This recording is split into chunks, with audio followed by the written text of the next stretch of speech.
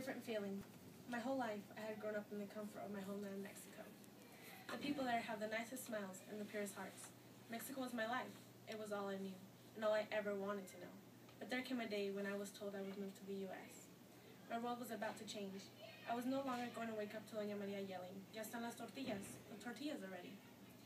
Now, I was going to move to a land full of new opportunities. What kind of opportunities? How was I to know? I was only 7.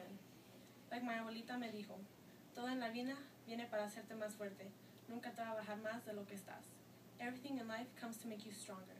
It will never bring you down more than where you already are. My heart raced at the thought of leaving. The following day, I embarked on my new life. I prepared to embark on my new life. I entered the airport with fear in my eyes and courage in my heart. As I got on the plane, I looked out and cried. I was leaving everything and everyone I loved. After 10 hours, we arrived at the Salt Lake City airport.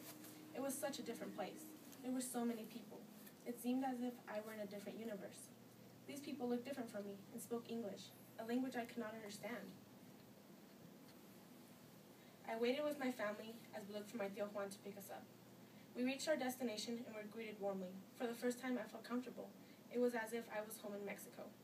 His home was filled with all kinds of delicious scents, just like my home had. Sitting outside my Tío's balcony, I looked up and saw mountains. I'd seen mountains before, but these were filled with snow. As I gazed upon them, I thought to myself, these mountains are like cage walls. I'm trapped and I have no way out, with no one to rescue me.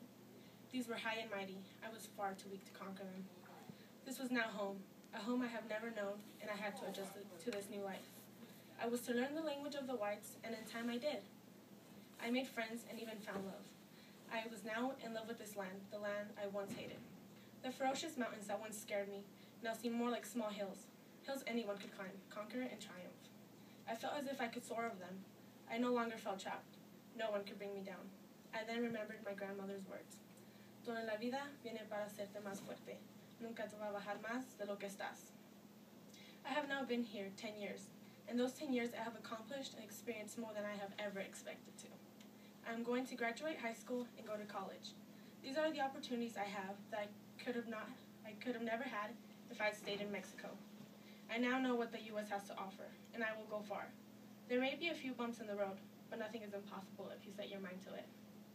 Even though I speak more English and Spanish, eat more burgers and nopales, and listen to One Direction, I will never forget where I'm from, and I will never forget my heritage.